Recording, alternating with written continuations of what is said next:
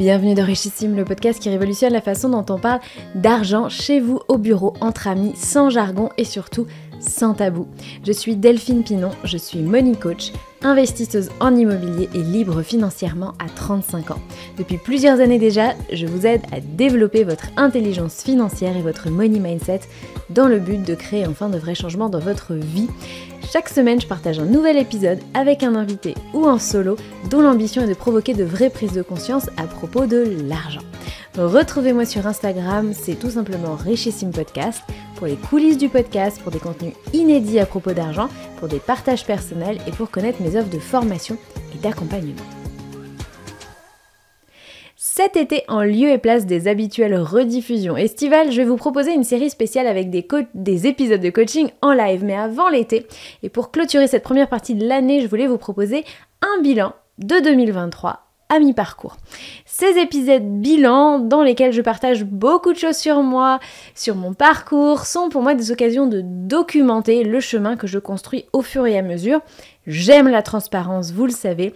J'aime vous montrer que c'est possible de se construire une vie sur mesure, bien que ce ne soit pas la voie la plus facile à prendre. Pour ceux qui me découvrent aujourd'hui avec cet épisode, je vous fais un bref résumé de mon parcours. Avant 2029, je vivais une vie que je qualifie de sympathique et confortable, mais sans aucune vision à long terme. Je dépensais beaucoup, j'épargnais peu, et puis je me suis mis à faire l'inverse, c'est-à-dire dépenser peu et épargner beaucoup, et je me suis rendu compte des opportunités que ça m'offrait.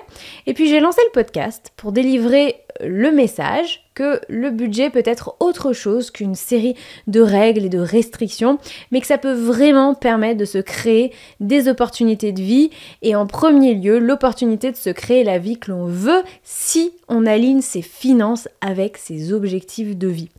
Et puis après avoir lancé le podcast, c'était fin 2019, monsieur et moi on a commencé à investir dans l'immobilier en achetant un premier immeuble, puis un deuxième, puis un troisième et notre maison. Et 3 ans plus tard, on a créé ensemble ou séparément plusieurs sources de revenus pour un montant proche de 500 000 € pour l'année 2022. Parlons maintenant donc de 2023, parce qu'il s'en est passé des choses depuis le début de l'année, et plus que des chiffres, ce sont aussi mes réflexions et mes prises de conscience à propos de l'argent que j'ai envie de vous partager aujourd'hui dans cet épisode. Je vais donc vous parler de revenus, d'épargne, de nos investissements passés avec Benoît et aussi des investissements actuels. Globalement, si je devais faire une seule phrase pour résumer le bilan de ces 6 premiers mois de l'année: moins de revenus, plus d'épargne, une accélération des investissements et quelques imprévus. Je commence par mes propres revenus, ceux qui sont issus de Richissime, à savoir le podcast d'un côté et la formation / coaching de l'autre. Donc mes activités personnelles ont évidemment été très impactées par la grossesse et la maternité. Je suis tombée enceinte à l'été 2022 et j'ai donné naissance à Lucas le 27 mars dernier. La grossesse et la maternité ont vraiment été un challenge pour moi, entrepreneur que je suis. Et puis entre le besoin de repos et l'anticipation de la période d'arrêt du congé maternité, c'est sûr que assez rapidement dans ma grossesse, j'ai dû me poser la question de repenser mon organisation et mes priorités dans Richissime. La première décision que j'avais prise en octobre 2022, ça a été de décider de me recentrer sur une seule offre de formation au sein de Richissime. À l'époque, j'avais 5 formations, une offre de coaching en individuel et un mastermind. Et en fait, gérer 7 offres différentes, avec des clients différents, avec le service client, avec des contenus différents, avec des process de vente, de marketing différents pour chacune d'entre elles, ça complexifie énormément un business.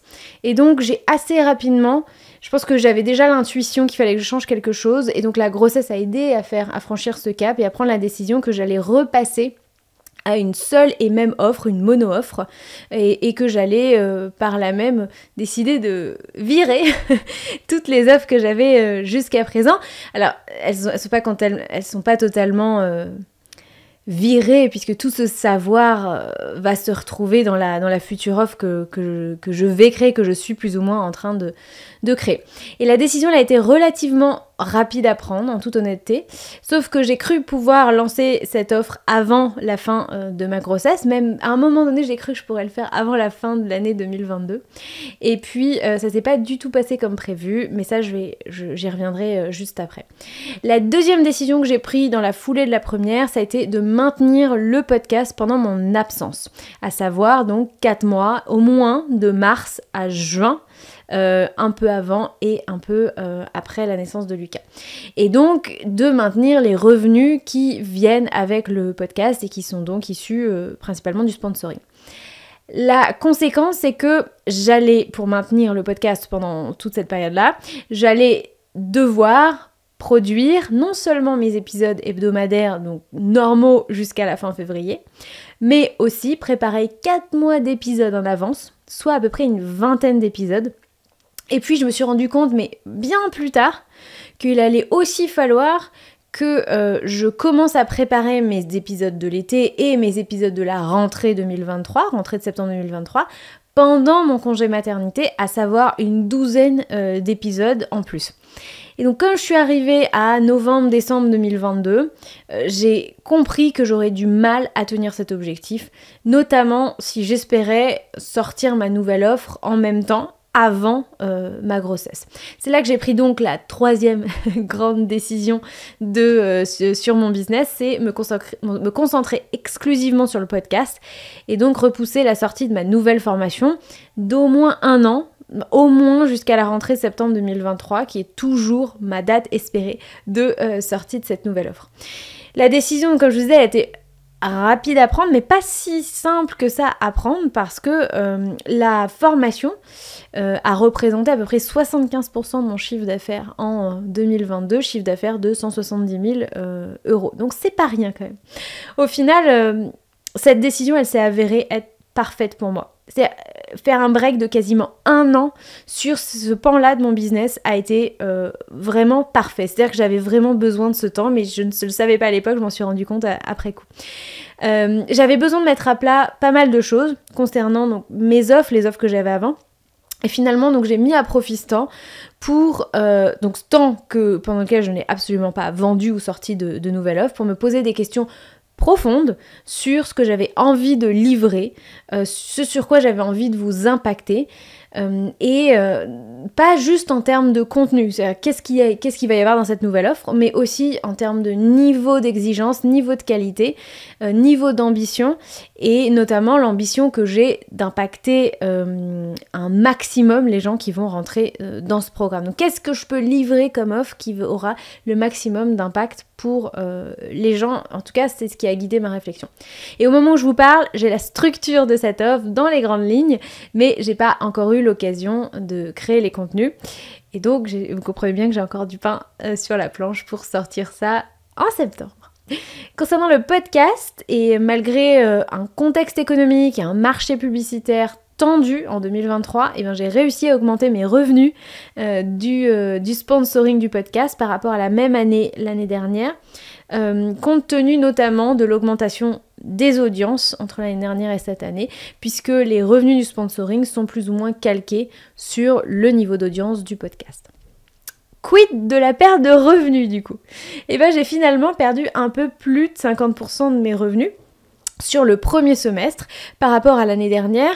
Et si l'on parle, ici je ne parle que de mes activités, donc de Richissime, hein, je parle pas du reste dont je vous parlerai juste après. La perte a été honnêtement quasi totale sur la partie formation/coaching, mais comme les revenus du podcast ont augmenté dans le même temps, eh bien ça a en partie, hein, évidemment, compenser la baisse et la perte des revenus sur les formations. Honnêtement, c'est bête à dire, mais j'ai pas vraiment ressenti la perte de revenus. Donc quand même, hein, de moitié. J'ai pas vraiment ressenti parce que dans le même temps, j'ai aussi beaucoup diminué mes charges. Et par charge, j'entends aussi, alors charge au sens comptable, mais ce que moi je considère comme étant des investissements, c'est-à-dire tous les investissements que je faisais en formation et en coaching. Par ailleurs, je les ai tout simplement arrêtés. Donc c'est aussi pour ça qu'avec un niveau de revenu moindre, j'ai quand même... je m'en sors pas mal et j'ai comme pas énormément vu la différence, donc j'ai aussi pu maintenir ma rémunération personnelle de 3 000 € par mois grâce évidemment, comme je vous le disais, aux revenus du podcast, mais aussi grâce en partie à ma trésorerie d'entreprise que j'avais constituée jusqu'à présent. Et vous pouvez vous demander pourquoi elle a absolument voulu maintenir sa rémunération personnelle, puisque j'aurais aussi pu la diminuer et donc revoir un petit peu mes dépenses personnelles. Mais en fait, c'est hyper important pour moi de maintenir cette rémunération parce que je vois très long terme et quand on va voir les banques pour nos projets, notamment nos projets immobiliers, et ben le maintien de rémunération ou la constance à minima de la rémunération, c'est quand même un critère essentiel. Donc je vous le dis, je pense très long terme, mais si dans 1 an, 2 ans, 3 ans, effectivement on veut emprunter, on va voir la banque, mon bilan de l'année 2023, il va être regardé. Donc c'est important de pouvoir dire, regardez, cette année les revenus ont baissé, j'étais en congé maternité, mais ma rémunération est restée identique. Et donc vous voyez bien que même dans des circonstances comme celle-ci, mon business tourne et vous pouvez avoir confiance en moi. C'est hyper important de voir à très long terme quand on a des projets comme les nôtres. À ce propos, si vous avez envie d'en savoir un petit peu plus sur la manière dont on structure notre stratégie, nos investissements, vous pouvez écouter ou réécouter l'épisode 89 que j'ai enregistré avec Benoît, parce qu'on vous donne vraiment, on vous offre une plongée, une incursion dans la façon dont on pense notre stratégie d'investissement. D'un point de vue personnel et épargne notamment, je vous avais raconté dans la capsule numéro 28 que j'avais intitulée Cash is King, que j'avais négligé mon épargne personnelle à mi-chemin entre 2021 et la moitié de l'année 2022, jusqu'à à peu près l'été justement. Et donc dès septembre 2022, j'ai recommencé à reprioriser mon épargne personnelle à ce moment-là. Et pourtant, à la fin de l'année, on a eu une dépense de 8 500 € pour l'achat d'une voiture, une voiture à 17 000 €. Et du coup, on a fait 50-50 sur cet achat-là. Nous n'avions plus du tout de voiture, plus aucune. Donc on a acheté une voiture et donc malgré ça et malgré aussi les dépenses qu'on a fait, le surplus de dépenses qu'on a fait pour l'arrivée du bébé, je n'ai jamais autant épargné qu'en 2023. Et notamment j'ai pu mettre de côté mes allocations de congé maternité en quasi-totalité puisque en parallèle j'avais maintenu ma rémunération personnel et j'avais le droit à des congés maternité, donc j'en ai profité. Et me voilà avec un livret A blindé à nouveau. Et d'ailleurs à propos du livret A, j'ai eu une belle prise de conscience quand j'ai à nouveau rempli mon livret A. Livret A que je n'avais pas rempli depuis à peu près 2019 parce qu'il se trouve que depuis le 2019 j'avais régulièrement pioché dedans pour mes besoins en investissement. Donc pour amorcer l'immobilier, pour compenser les dépassements de travaux qu'on a eus, etc. etc. Et finalement, ça faisait 4 ans que je n'avais pas eu un livret A bien rempli. Et je me suis posé la question. je me suis demandé s'il n'y avait pas quelque chose là d'intéressant à aller chercher. Et puis j'ai trouvé des réponses. En fait, je me suis rendu compte que je trouvais toujours un moyen pour soit avoir à dépenser, soit avoir à investir l'argent que j'ai au-delà d'un niveau qui se situe à peu près à 20-25 000 €, qui est peu ou prou l'équivalent donc de ce qu'on peut mettre au maximum sur son livret A. Et je pense que c'est parce que je n'ai pas envie d'avoir à placer mon argent ailleurs que sur un livret A. Et donc c'est exactement ce que j'ai très bien fait depuis 2019. J'ai une assurance vie à côté, depuis 7 ou 8 ans à peu près, et en fait il se trouve que j'ai toujours vu l'argent baisser. Et mon assurance vie, je suis chez Boursorama, je crois qu'il y a 5 profils en gestion pilotée, et je dois être, non pas sur le profil du milieu, mais je crois que je suis sur l'avant-dernier, je sais plus c'est quoi le nom, mais un des plus dynamiques, pas le plus dynamique, mais je crois, soit je suis sur celui du milieu, soit je suis sur celui juste après, donc le 3e ou le 4e en gros. Et depuis 6-7 ans, je n'ai fait que voir l'argent baisser. Alors je vous parle même pas de la période Covid, mon assurance vie ne s'est pas remis encore du Covid. Et donc, si vous voulez, psychologiquement, même si je comprends parfaitement les mécanismes de la bourse et des marchés financiers, l'idée de placer à long terme, et donc de toute façon, mon argent n'a pas bougé, je le place à long terme, etc. En fait, l'idée de voir son capital diminuer par rapport à un livret A où il ne diminue pas, je rappelle que dans les deux cas, vu le niveau de l'inflation, je perds de l'argent, hein, qu'on soit clair. Mais quand même, du coup, j'en perds plus aujourd'hui sur mes assurances vie que sur mon livret A. Je sais que c'est, encore une fois, je sais très bien comment ça marche, mais la psychologie, elle vient s'inviter dans les raisonnements et du coup, voir son capital baisser n'incite pas nécessairement à faire ce type de placement. Donc, je suis ravie aujourd'hui d'avoir enfin à nouveau maximisé mon livret A et de pouvoir avoir à nouveau la possibilité de placer mon argent sur une assurance vie. Je vais en ouvrir une autre aussi. Et puis pouvoir à nouveau me familiariser avec ces mouvements. Pareil, allez, c'est sur du long terme, c'est placé. Et donc faire péter ce plafond de verre. Je ne sais pas si c'est vraiment un plafond de verre, mais en tout cas, m'entraîner à dépasser cette appréhension que je peux avoir. Autre découverte intéressante que j'ai pu faire ces derniers mois, et ça concerne mon niveau, je mets des guillemets, de richesse personnelle. J'ai découvert que je ne considérais pas l'argent de ma société comme mon argent. Alors, je sais, techniquement, vous pouvez me dire, et vous aurez raison, que c'est pas mon argent, c'est effectivement l'argent de ma société. Mais en réalité, déjà, je suis la seule bénéficiaire de ma société. C'est une société unipersonnelle, j'en suis la seule bénéficiaire. Et donc, sous réserve évidemment de payer les taxes, mes obligations, mon URSSAF, la TVA et les impôts, en réalité, une fois que j'ai payé tout ça, cet argent, il est pleinement à moi. Et sauf que moi, j'ai du mal à le voir comme ça. Donc, je me sens pas vraiment riche de cet argent-là, je ne me sens vraiment riche que de l'argent que j'ai sur mes comptes personnels et qui est donc net d'impôts et net de tout en réalité. Et je suis pas sûre que je trouve ça... En fait ça n'est pas bizarre. Ça n'est pas bizarre parce qu'en réalité, c'est quelque chose que je vois de manière très commune chez les gens que j'accompagne. Cette façon de compartimenter l'argent, en réalité, c'est très commun, c'est très classique. Le cerveau, en fait, oublie certains pans de notre patrimoine, de notre richesse, ou minimise l'importance de certaines poches de patrimoine ou de réserve d'argent. Parce que, et c'est souvent parce qu'elles ne sont pas sous nos yeux. Alors c'est typiquement le cas avec par exemple les plans épargne entreprise, qui sont en général donc dont la plupart des gens n'ont même pas, ne savent même pas où ils trouvent leurs accès pour pouvoir aller voir ce qu'il y a dessus. Et donc le PE est très concerné par cette histoire de compartiment, donc on oublie qu'on a cet argent, on le compte pas vraiment. Ça arrive aussi éventuellement avec le PER, parce que comme ce sont des comptes qui sont bloqués, ben on a du mal à voir ça comme une forme de ressource, surtout si on est plus on est éloigné de la retraite et moins on a tendance à voir ça comme une ressource. Ça arrive aussi avec le capital remboursé dans l'immobilier par exemple.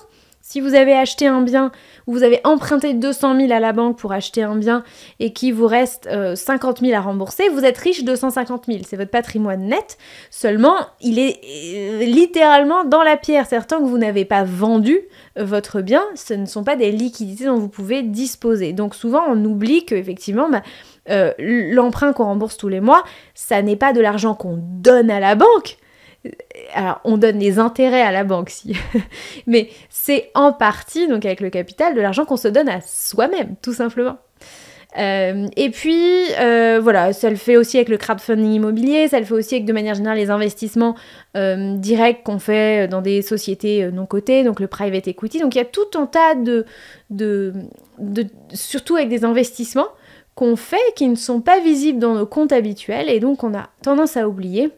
C'est ce que moi j'appelle le fait de compartimenter et qui nous fait en général sous-estimer, diminuer notre richesse et donc notre sentiment de richesse qui va avec. Changement de sujet, faisons maintenant le bilan côté investissement immobilier. Alors, pour rappel, on a 11 biens aujourd'hui loués en location courte durée. On en a 3 dont on est propriétaire et 8 qu'on exploite en sous-location professionnelle. Ensuite, je vous parlerai des autres biens qu'on a achetés mais qui sont pas encore loués, soit parce que l'acquisition est trop récente, soit parce que c'est en plein travaux. Donc aujourd'hui, on n'en a que 3 dont on tire des revenus, 3 biens, 3 logements dont on tire des revenus et 8 via la sous-location professionnelle. Donc honnêtement, les chiffres de la location saisonnière ont été mauvais sur ce début d'année. En fait, ils ont été mauvais sur l'hiver. Ça a commencé en octobre jusqu'en mars à peu près. Donc c'était long, 6 mois, donc c'est la moitié de l'année.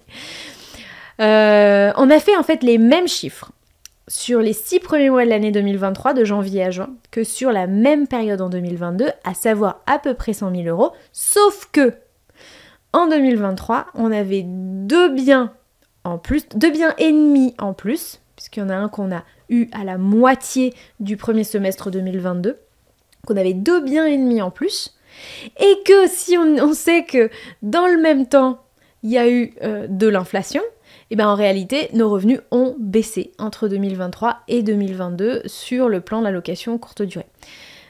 Sur le plan de Regissimo aussi, comme vous l'avez compris. Donc, ce qui me rassure, c'est que en fait, c'était une tendance de marché qu'ont observé la grande majorité des loueurs saisonniers. Je sais parce que je suis dans beaucoup de groupes. Donc voilà, a priori, c'était quand même pas que mes biens. En plus, nos biens, ça va du studio à la grande maison, sur 3 zones réparties sur plusieurs zones. Donc c'était quand même assez... Enfin voilà, on a quand même une diversification du risque et des types de biens. Et effectivement, ça a concerné quasiment tout notre portefeuille de biens. Donc voilà, on a identifié depuis un certain nombre de mois déjà des choses à améliorer dans certains de nos biens, donc ceux qui performent le moins. Mais voilà, hein, on a fait peu ou pas de changement depuis 1 an. En réalité, c'est pas que depuis 6 mois. Il y a des changements à faire qu'on a identifiés depuis quasiment 1 an et qu'on n'a pas encore mis en œuvre. Pourquoi ? En fait, la question qu'on se pose systématiquement vis-à-vis de ça, de nos investissements, c'est où est-ce que notre temps est le mieux investi.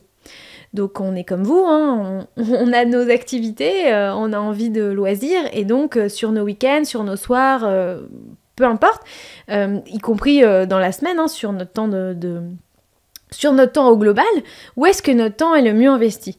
Est-ce qu'il est plus smart d'allouer une journée de notre temps à améliorer le rendement ou l'attractivité de nos logements, à construire ou à développer une nouvelle formation, à essayer de vendre nos programmes de formation existants, ou à améliorer le contenu de nos formations existantes, ou à se former à quelque chose, ou à faire des posts sur les réseaux sociaux pour discuter, dialoguer avec sa communauté, ou tout simplement fournir du contenu à sa communauté et la maintenir captive, ou à faire de nouvelles visites immobilières, à acheter de nouveaux biens, à gérer ou planifier des travaux, ou des fois à faire des travaux, des améliorations dans notre propre maison, ou tout simplement à s'amuser, à voir des amis, etc., etc. Donc c'est une question qu'on se pose évidemment régulièrement. Je pense que honnêtement, on n'a pas besoin d'être investisseur pour se poser la question de où est-ce que mon temps est le mieux investi, mais nous, on a vraiment une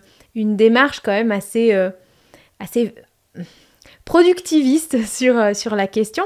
Et donc, si on n'a pas fait ces améliorations dans les apparts, c'est qu'effectivement, on a jugé que notre temps était mieux investi ailleurs. Je vous donne un exemple dans un de nos appartements dans notre immeuble à Calais. Il y en a un sur les 3 qui fait des très mauvaises performances par rapport aux autres. Et on soupçonne depuis le début que le problème, c'est la déco qui est, on va dire, atypique. L'emplacement et la taille des biens est la même dans l'immeuble, les prix aussi. Et pourtant d'ailleurs, les avis sont bons sur ce bien qui ne performe pas. Les avis sont bons, donc les locataires sont contents quand ils viennent. Mais on pense que du coup, les photos sont moins attractives parce que la déco est plus atypique. Et on s'était donné comme priorité de faire des modifications de déco. Et ça date de juin 2022, donc déjà depuis 1 an.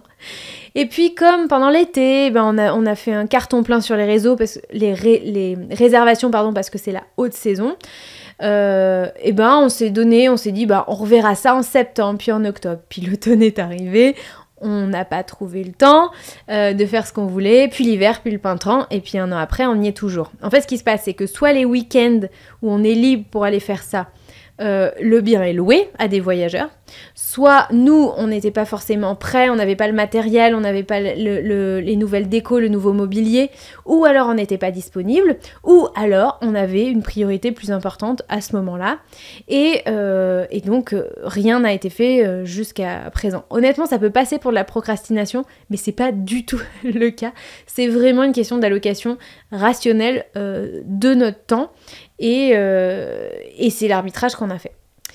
Parlons maintenant de nos achats immobiliers récents.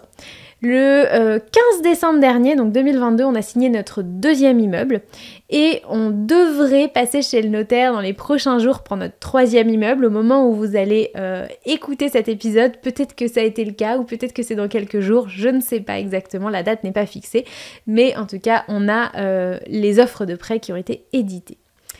Le deuxième immeuble, il est en toute fin de travaux. Donc ce deuxième immeuble, c'est une cellule commerciale, un T2 et un T3. Gros travaux sur cet immeuble, donc ça a duré un peu plus de 6 mois. On devrait commencer à louer dans quelques jours, je croise les doigts, je touche du bois pour pouvoir profiter un maximum de la haute saison. Mais on a encore pas mal de travail pour qu'il soit fin prêt à accueillir des voyageurs. Côté chiffres, on a acheté ce bien à 170 000 euros, net vendeur. Il y a eu environ 20 000 euros de frais, je sais pas, peut-être 22, 23, j'avoue, j'ai plus le chiffre exact. 180 000 euros de travaux à peu près et 12 000 euros d'ameublement. Donc à peu près 382 000 euros en tout sur ce projet. On en espère un revenu annuel d'environ 50 000 euros, ce qui fait un rendement brut de 13%. Et comparé à notre premier immeuble à Calais, qui lui dépasse les 20%, c'est assez faible quand même. Et, en fait, ce qui se passe, c'est que c'est un projet à cash flow positif plus faible, mais avec une plus-value latente beaucoup plus important, alors même qu'on a eu un dépassement de travaux assez important sur ce projet. On avait déjà mis 35 000 euros d'apport. On s'attendait à ce qu'il y ait peut-être 10-15 000 de dépassement de travaux, mais on a finalement eu quand même 50 000 euros de dépassement de travaux sur ce projet. À quoi c'est dû ? Une conjonction de facteurs. Hein. D'abord, probablement un mauvais chiffrage au début, ou pas assez précis le chiffrage. Une augmentation de certains matériaux aussi, mais honnêtement à la marge. Des ajouts de notre part, des choses qu'on n'avait pas anticipées, pas chiffrées, et puis évidemment quelques surprises de chantier. Au début du chantier, hein, quand il y a eu la démolition et que tout a été mis à nu, quelques surprises, mais après plus tant que ça. Concernant le troisième immeuble, ça c'est vraiment la surprise de 2023 parce que quand on a signé en décembre dernier le deuxième, on avait tellement galéré à avoir notre financement. On a tellement galéré à avoir le financement pour le deuxième immeuble, ça a mis plus de 9 mois et en plus on n'a pas eu des bonnes conditions sur ce prêt, on pensait vraiment tous les deux que l'immobilier c'était fini pour un moment. Le temps qu'on réaugmente nos revenus à nouveau et que du coup on récupère de la capacité d'endettement, on a pensé que le problème c'était notre montage financier en fait qui n'était pas assez solide. Et en fait on s'est complètement planté. Ce qui se passe c'est que tout simplement les banques en 2022, sur la deuxième partie de 2022, ont paniqué. Et certaines banques encore ont toujours des politiques de crédit qui sont très strictes encore en 2023. Certaines ont assoupli leurs règles parce qu'elles se sont familiarisées avec ce nouvel environnement bancaire. Mais ça a été tellement la panique qu'ils ont tout refermé l'année dernière et on pensait que c'était notre dossier qui posait problème alors que c'était plutôt les banques parce que finalement on a pu réemprunter pour ce nouveau projet. Et en plus, on a obtenu de bonnes conditions, donc on a moins de 5% d'apport, on a un tout petit apport sur ce projet, 20 ans, 2 ans de différé, pour un montant total financé d'un peu moins de 350 000 euros, et donc plus notre apport de environ à peu près 10 000 euros. Et ce bien, on en espère un rendement brut de 16% environ, pour donc 2 logements, 2 duplex qu'on va louer en courte durée, un T2 et un T3, et 2 cellules commerciales. Donc on a déjà un super locataire, un assureur, pour l'une des cellules commerciales, et pour l'autre cellule commerciale, et ben le locataire, ce sera nous. En fait, cette cellule commerciale héberge aujourd'hui une laverie automatique, et donc on a décidé de reprendre l'actuel fonds de commerce de la laverie automatique qui appartenait aux vendeurs de l'immeuble pour un montant que moi j'estime dérisoire de 3 000 € cash, auquel s'ajoutent évidemment les frais de notaire. Donc on va ajouter une nouvelle activité et donc une nouvelle source de revenus à notre empire. Pour vous parler un petit peu de la laverie, elle fait actuellement un chiffre d'affaires de 22 000 € que l'on sait sous-estimé, je mets des guillemets, si vous voyez ce que je veux dire. Donc on sait que ce chiffre d'affaires est sous-estimé, c'est le chiffre d'affaires officiel, et nous en plus on a décidé donc d'utiliser la laverie pour nos propres besoins en nettoyage de linge, parce que sur le secteur, et quand je vous dis secteur c'est à moins de 3 minutes en voiture, on a 7 logements. On va avoir, en tout cas avec les nouveaux biens, 7 logements.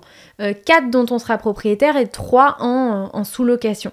Donc on a décidé que pour tous les besoins en linge et en blanchisserie sur nos locations courte durée, locations saisonnières, on allait du coup laver le linge dans la laverie, ce qui va, selon nos estimations, apporter à peu près 12 000 € de revenus à l'année à la laverie, donc rien que nous. Je sais pas si vous vous rendez compte, ça va représenter entre un quart et un tiers des revenus de la laverie, puisque du coup le chiffre d'affaires va passer de 22 000 officiels aujourd'hui à, on estime, entre 35 et 40 000 € annuels.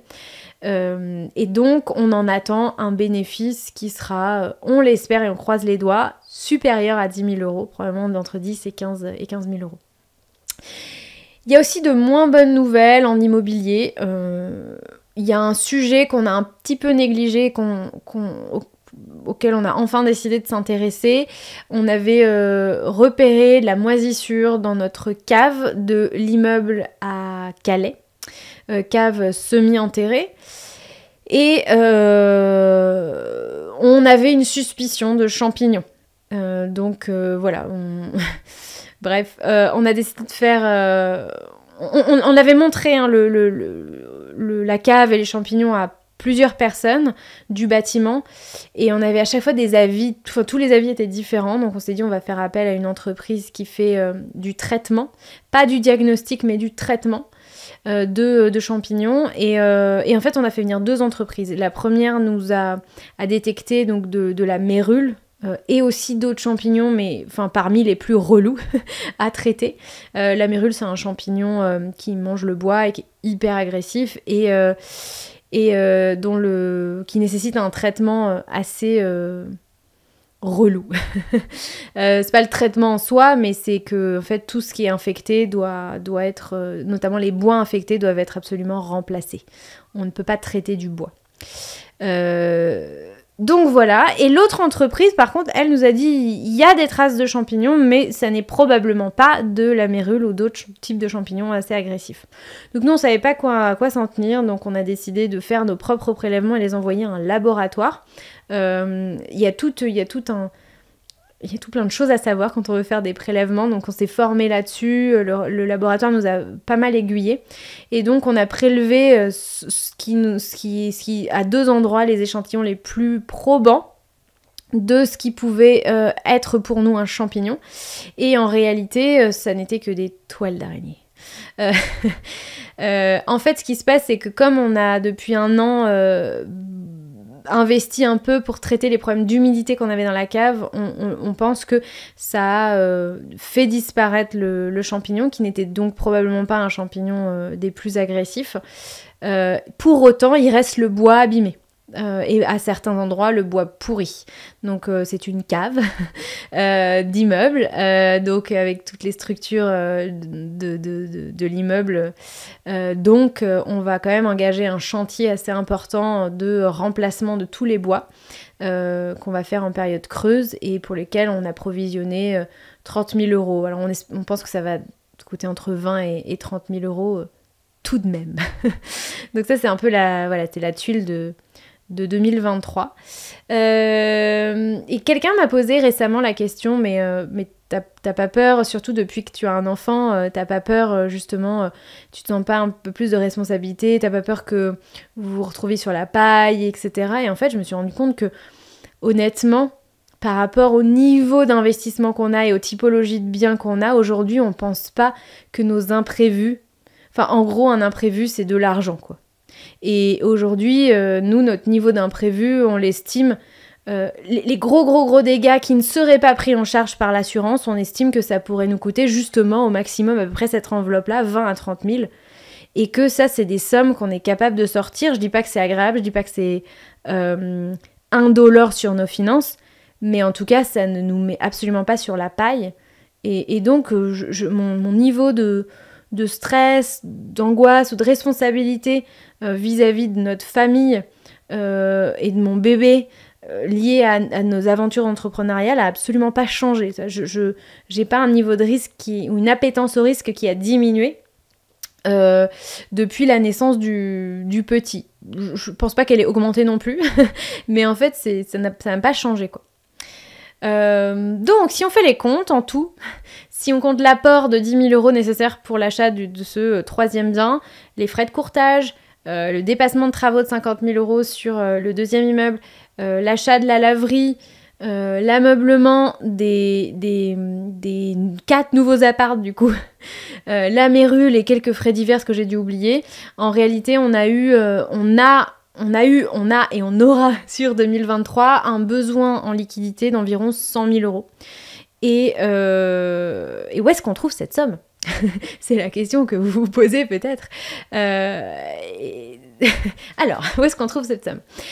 C'est intéressant parce que honnêtement, on n'avait pas les liquidités où ça représentait bien plus de 80% de notre épargne. Donc, notre épargne personnelle. Où est-ce qu'on trouve cette somme ?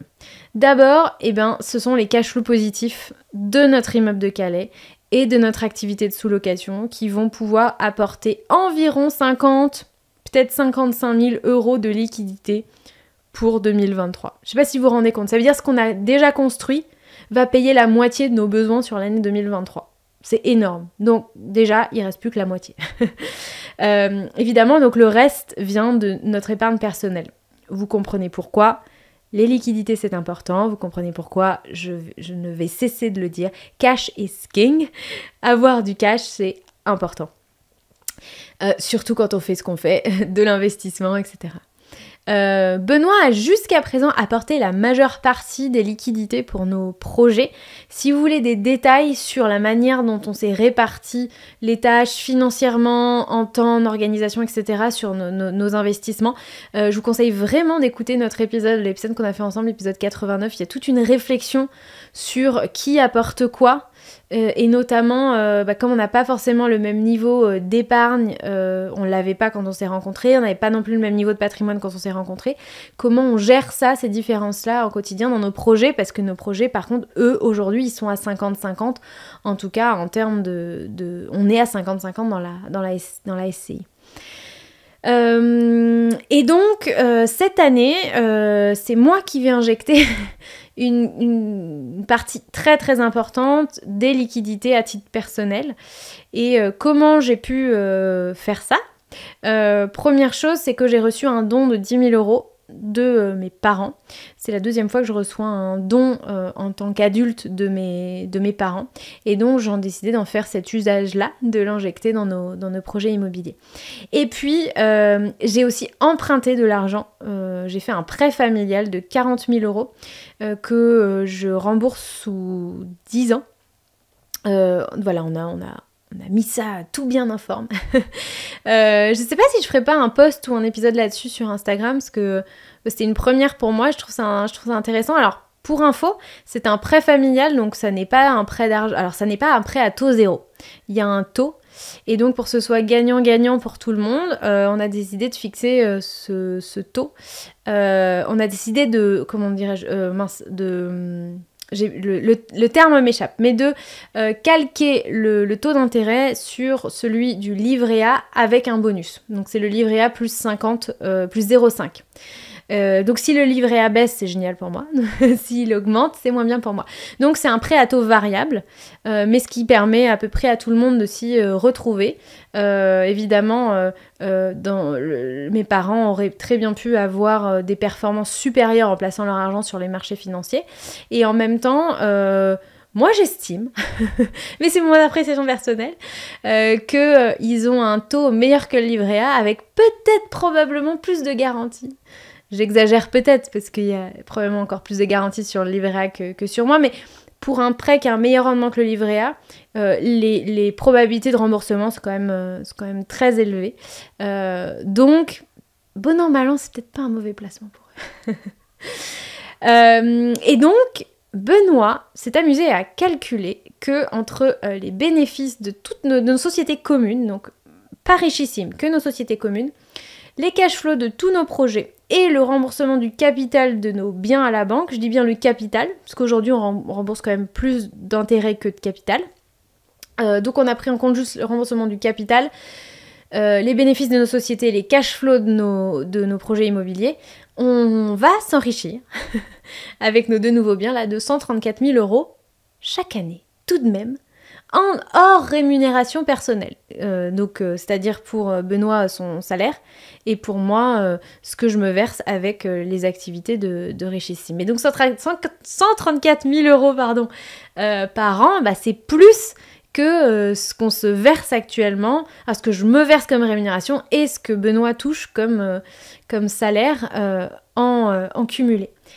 Et avec la baisse de revenus global qu'on a subi quand même en 2023 et partiellement aussi sur fin 2022 et les 100 000 € de besoins en liquidité sur 2023, il y a autre chose que je voulais partager avec vous, c'est ce sentiment de manque qui est revenu me titiller quand même assez fortement en 2023 et je voulais vous partager comment je réussis au quotidien à réguler mon système nerveux dans les moments où le stress revient un peu.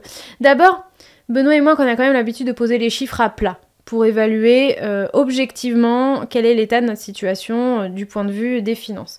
Et en l'occurrence, quand on a projeté nos flux financiers sur un Excel, les flux entrants et les flux sortants sur toute l'année 2023, sur la base des liquidités qu'on avait déjà, et en plus on n'avait même pas le scénario du don et du prêt familial à ce moment-là, et donc même dans le pire des scénarios, ça passait. Ça passait, je dirais pas largement, mais ça passait tout à fait correctement. Donc c'est pour ça, de manière assez raisonnable, qu'on a pris la décision quand même de mettre en œuvre tous ces projets, malgré toujours les risques, les degrés d'incertitude.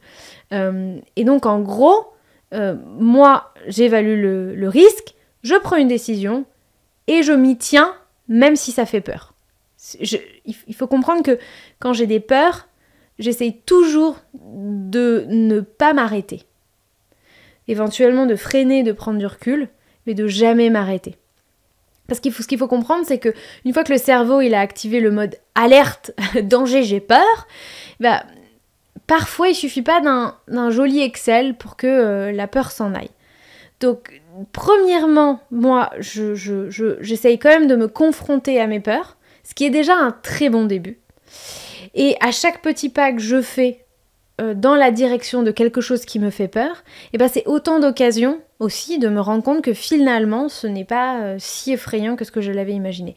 L'autre chose que je fais, c'est de me demander en quoi est-ce que cette situation peut être une opportunité pour moi, et en l'occurrence, dans la situation qu'on vit en ce moment, j'y vois quand même beaucoup d'opportunités à prendre. La première, c'est que c'est l'opportunité de m'habituer à manipuler des sommes d'argent plus importantes, que ce soit l'argent qu'on épargne, qu'on dépense, qu'on investit, ou évidemment celui qu'on gagne. J'y vois aussi l'opportunité de tous les apprentissages qu'on va faire avec ces nouveaux projets, et notamment le fait de gérer une laverie et de gérer plusieurs cellules commerciales. J'y vois aussi le bénéfice d'avoir encore plus de cash flow dans ces nouveaux projets, et donc encore plus de sécurité financière avec des revenus on va dire, quasiment passif, semi-passif, au cas où notamment nos business, mon business marcherait moins bien. J'y vois aussi l'opportunité de s'habituer à des niveaux de risque qui sont plus importants. Donc familiariser le cerveau avec ça. Et j'y vois enfin aussi l'opportunité d'être créative pour trouver et développer de nouvelles sources de revenus pour soutenir nos besoins en liquidité et continuer à pouvoir toujours investir.